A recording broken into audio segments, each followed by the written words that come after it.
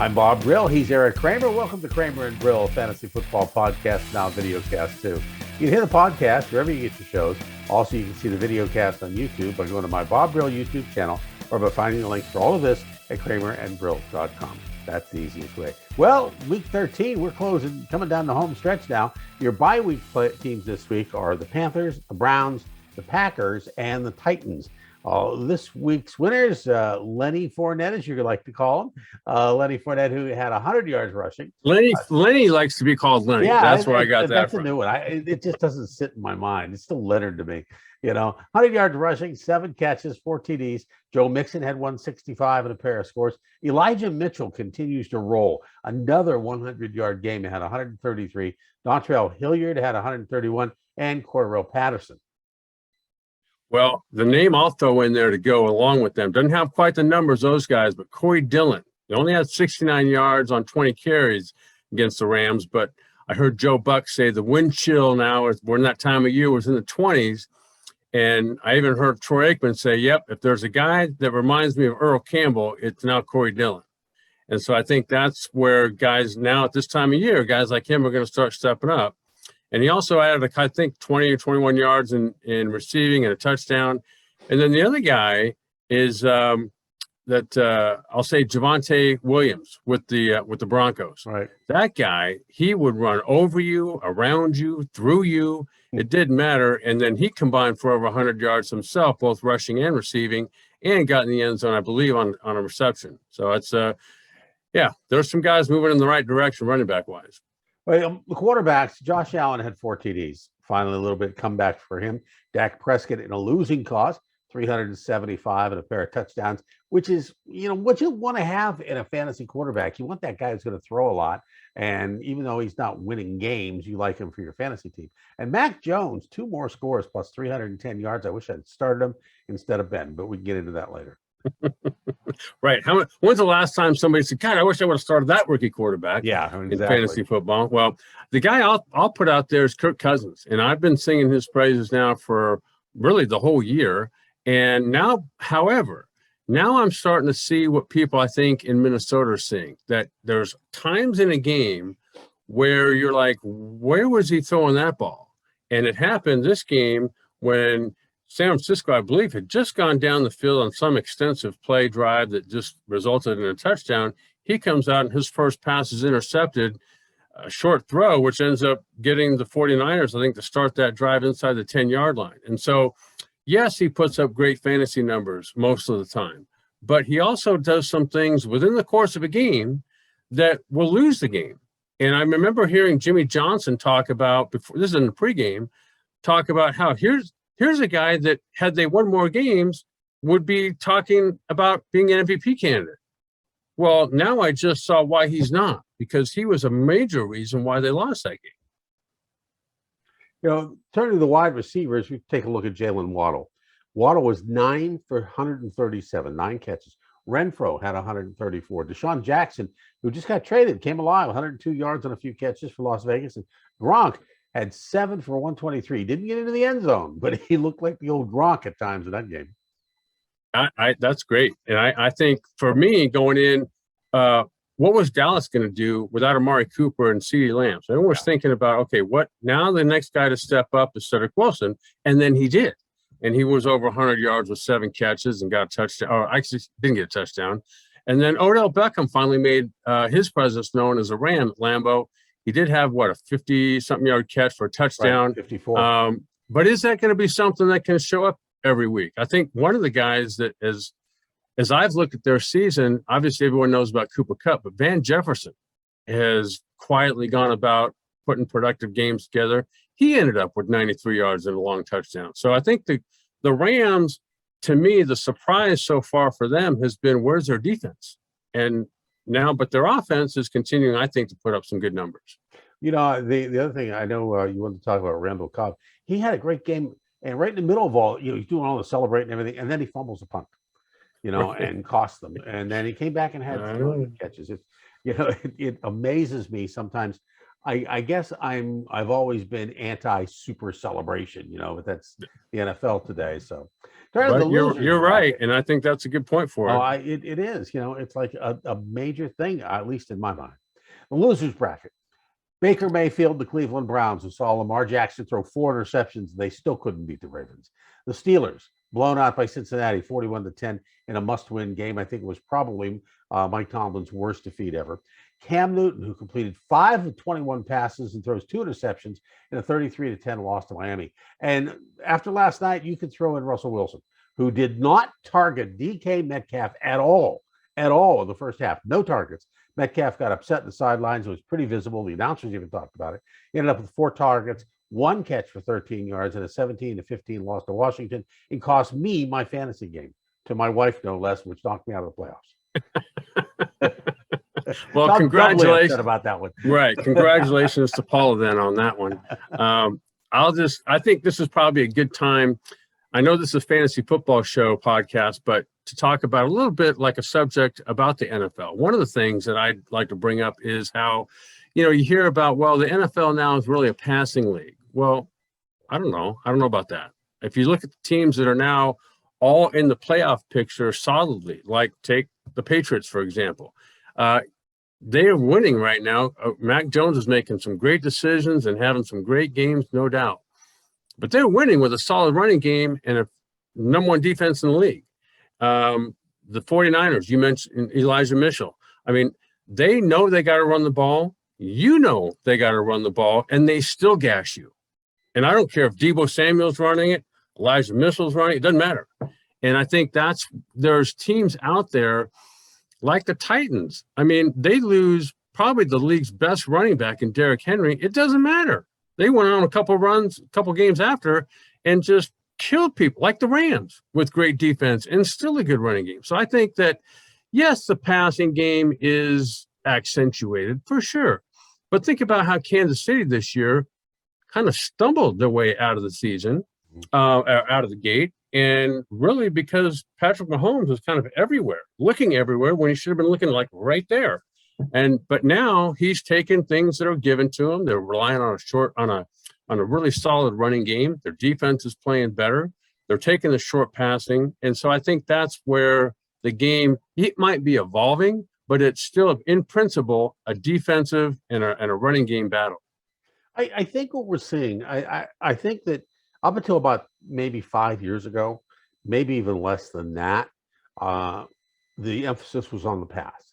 But I think with the involving of the new young breed of quarterbacks, every team, if they don't have a quarterback who can run an option, run some of the other terms that we like to use, read zone, right. And if they don't have one of those, they're looking for one. You look at all the guys that are doing it: Jalen Hurts, Russell Wilson, Pat Mahomes. Certainly Lamar Jackson, Kyler Murray. They're all teams. Yet at the same time, we've got a few teams that don't have that, like Pittsburgh. You mentioned New England, Tampa. So there are those teams too. But I think in Pittsburgh's case, their 3rd string quarterback is one of those guys. And whether he's going to develop into something, I don't know. But I think as you look at the next crop of college quarterbacks coming up, we have more of those young players who are in that mode where, they drop back to pass, and if it's not there, maybe they don't even get to a second read and they're taken off. Yeah. And that, I think, is kind of detrimental. I think you have to, maybe you'll agree with me or not, you have to get to at least a second read, right? Yeah. I mean, offensive passing games aren't set up, quite honestly, to go, oh, look for that guy. He's not there, run. That's even Lamar Jackson isn't playing that. But I would say that we're going to find out. So here we are now getting into the wintertime, right, of the season. And you're going to see a lot of teams move on and solidify and become good playoff teams because they run the ball, not because they throw the ball 55 times a game. And they play great defense like the Patriots do, and like some of these other teams. And that's where on a bad day offensively, you can still make up for it with great defense. on a horrible weather day, you can still make up for a bad passing game with a great running attack. And I think that's where you're going to see, because those things, they travel well. I mean, you got a great defense and a great running game. That will get you through a lot of muddy, murky, snowy conditions. Especially if the road to the Super Bowl goes through New England or Green Bay. Good point. And they're gonna have weather shock when the Super Bowl's played out here, right here in LA. Right. We like Fournette, we like Mixon, we like Deebo Samuel, Jalen Waddle, Elijah Mitchell. They all had good games. Have to admit, I came up short on a number of players, including anybody in a black and gold uniform. Zeke Elliott, I did say Pollard was worthy of a start, and he garnered 18 fantasy points, which was one more than Elliott did. We also like Gibson in Washington. He had 111 last night. And I was really surprised, really up front or early on in this game with the Rams and Green Bay, how poorly Stafford played. Now, to be fair, they didn't have a running game to start out, and he was getting pressured quite a bit. But early on, through an interception, got a sack fumble, and generally speaking, was sort of not as accurate as you would normally, at least I've come to find Stafford to be. And then you mentioned earlier Lenny Fournette. And I think he brings a certain focus and a determination. Do you see that run he had at the end where he literally just trucked the DB, whoever was standing at the goal line? I was going to say, he's running with so much authority right now. It's like, get out of my way. Right. And it's infectious. Like, you can see their whole team sort of get picked up by whatever he does. And obviously they got one of the best quarterbacks maybe ever in Tom Brady, but Tom Brady at 44 is still doing Tom Brady things, which is not running the read option, right? And just picking defenses apart. And even though he didn't have a great game, he still does things throughout a game that our other quarterbacks don't do as well. Let's take a look at the game, starting with Thursday, Cowboys and Saints. I'm on Pollard this week, along with most of the Cowboys. Plus, watch the injury wires. If Cooper and Lamb are still out, Cedric Wilson is a must-play. Well, speaking of the injury wire, Taysom Hill, who I didn't know was nursing a foot injury. Right. Now he's back in play and potentially playing as a starter quarterback this week, which I think he would be a guy. Let's say you had, of the quarterbacks you mentioned or the teams you mentioned on the bye, really Aaron Rodgers would be the only quarterback in that group that might be your guy. But if you had him, hopefully you got someone like Taysom Hill behind him, and he would be a great start, I think, this week. Cowboys got banged up against and exposed, I think, defensively a little bit against the Raiders. And so Taysom Hill's that type of quarterback, athletic, accurate passer, but also can beat you with his legs. And I think the other guy there is, should he play and be healthy, would be Alvin Kamara. Giants at Dolphins. Giants are a team just to stay away from. Don't even look at the roster. Just walk away. Well, and the Dolphins, just the opposite. They were that team a while back, but now in the last 4 or 5 weeks, Tua is exploding every week. Waddle, who you love, and everyone else is coming to now too. I think in the last 4 weeks, he's right at the top of the league in terms of receptions and yards and touchdowns for receivers. So there's a couple guys there at least worth looking at for the Dolphins. Colts and Texans. Colts are solid on Taylor, of course. Normally I'm on Pittman, and last week he was down, but that means this week I'm sold on him again, especially against Texans. Jack Doyle might be a play this week as well. I think Jack Doyle is actually probably a good guy to pick up if you're in need of a tight end. Yeah, I agree with you. I think the Colts, who just went toe-to-toe with the Bucs, are obviously solid, but the Texans looked horrible against a bad Jets team. I just can't justify starting any Texans offensive player. Vikings at Lions. Cousins continues to play well, so he's a start fantasy-wise, as are Cook and Thielen. However, if Cook is healthy, that's right, Cook is healthy. He's got some double arm injuries. If he's out, then Madison is a really good play here. Justin Jefferson, at least as a flex play. Well, and DeAndre Swift, who just went down with the Lions, was coming on, and now he's hurt.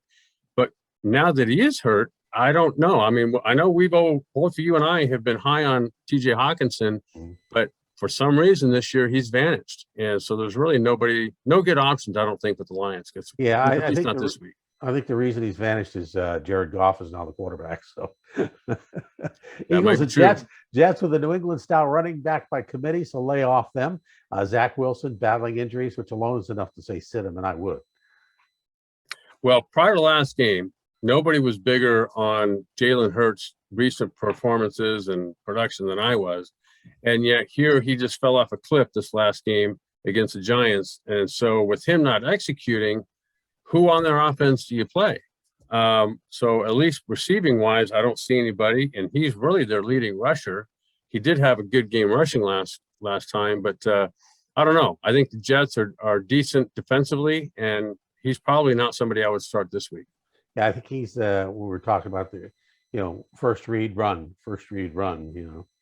Cardinals at Bears. Cardinals coming off a bye. Mainly here, watch the injury wires as Murray and Hopkins are both questionable, which means Christian Kirk would be a good play, and you can certainly start James Conner. Well, the biggest news in Chicago now is that Matt Nagy's still employed. And the second biggest one is Justin Fields' rib injury. Where does that leave him for this game? If he's out, I still think Andy Dalton is a good quarterback and a productive one, which means the one guy I think that positively affects fantasy-wise is Darnell Mooney, the receiver who, again, went over 100 yards and I think 120 yards over the last 2 games. Not combined, but in each game went over. And then I think he's had 2 touchdowns in his last 3 games. So he's the one player, I think, on the Bears, doesn't matter who's the quarterback, he's worth starting. Chargers, Bengals on a roll, so is Mixon. That's a no-brainer. Burrow, Higgins, and Lamar Chase, I say start them too.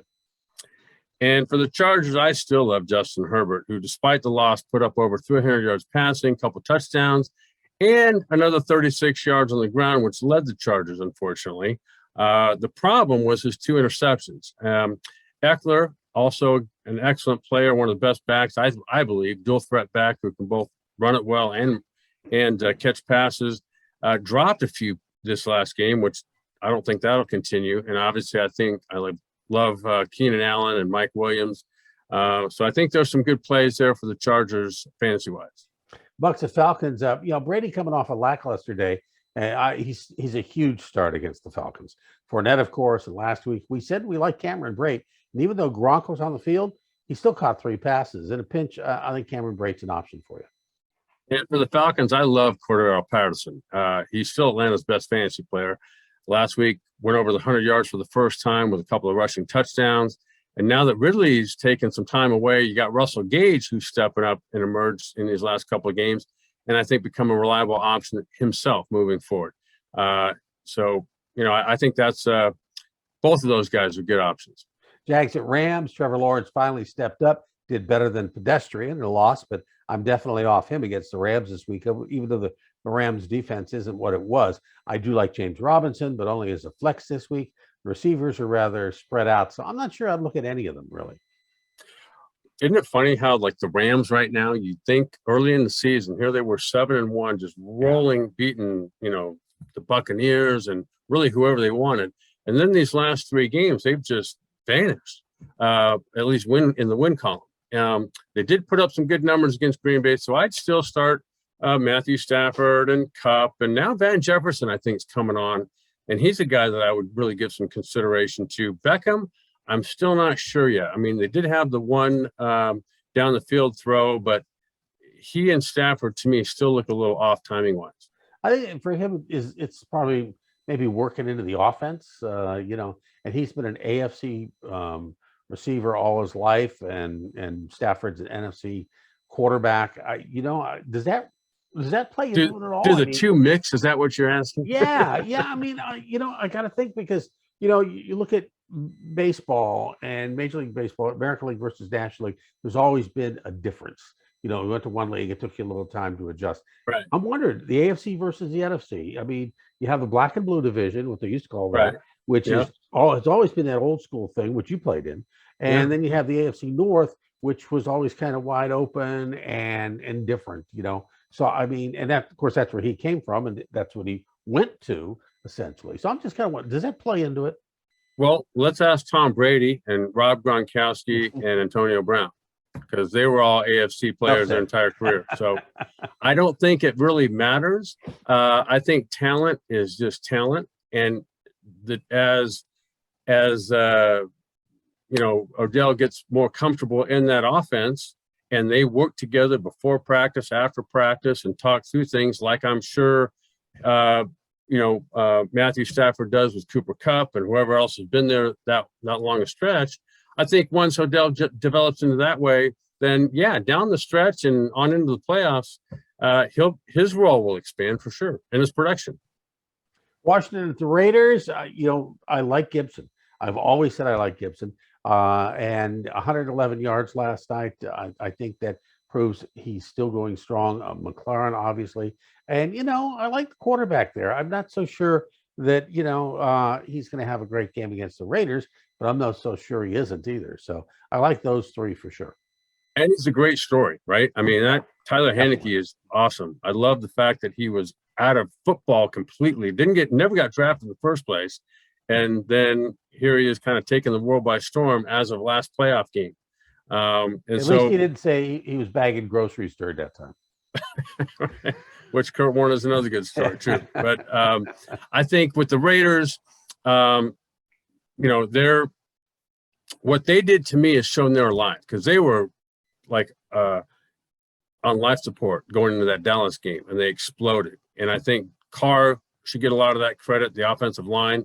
And then Josh Jacobs, too, who I said that this is a guy that really needs to have a good game, and he did.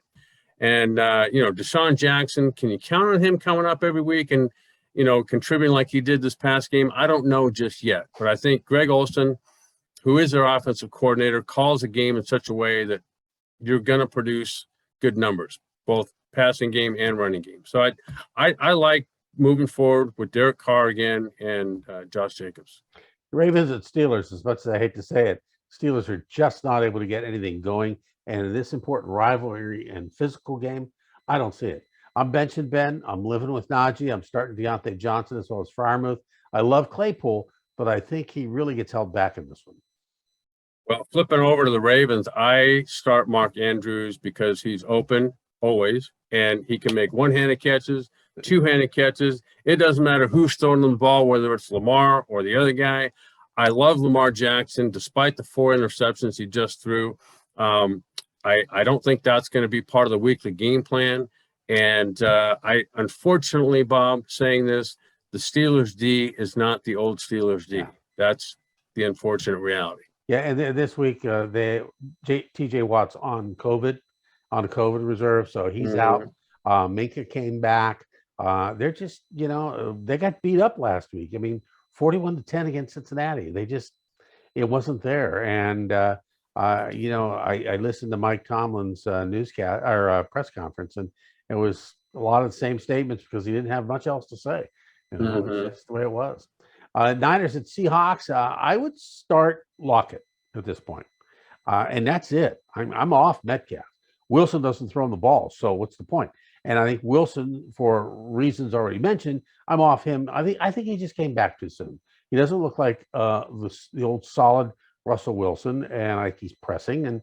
And again, there was I was watching the game last night, and I looked and I saw Metcalf.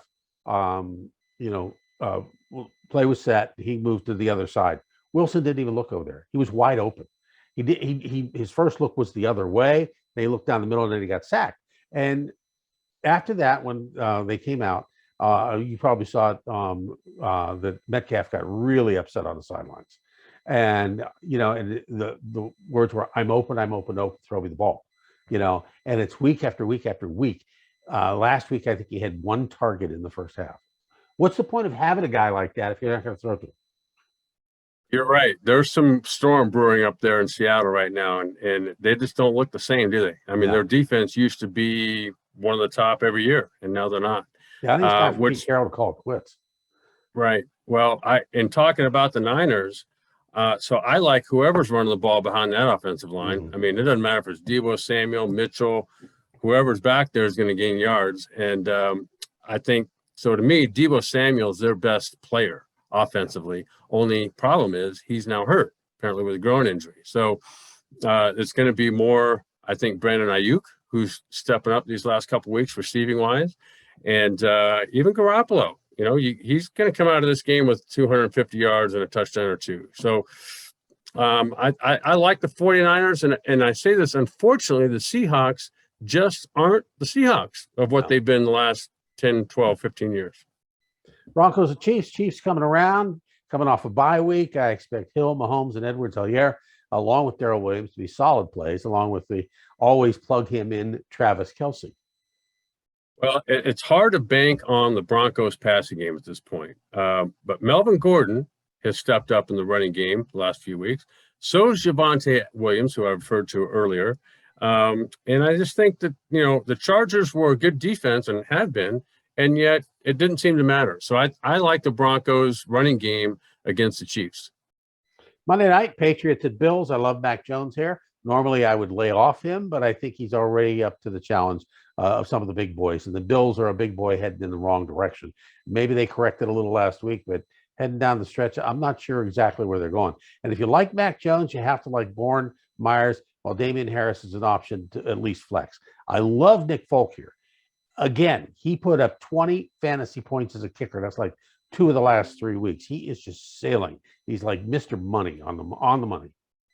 Solid. Well, after a couple of clunkers recently, the Bills did take care of business against the Saints, and they got back on track. So if I own them or manage them, I'm playing Allen and Diggs both. The Patriots D has been playing good, so I think I'd hold off on any of the Bill players, at least at this point. And there you have it. Kramer and Brill, Fantasy Football Podcast, now a video cast too. You can hear the podcast on iTunes, Stitcher, Libsyn, Odyssey, and wherever you get your podcasts. And now you can also see the video cast on my YouTube channel by going to Bob Brill, the YouTube channel, or by finding the links for all of this at kramerandbrill.com. That's the easiest way. For my friend and colleague, Erik Kramer, I'm Bob Brill. We'll see you next time.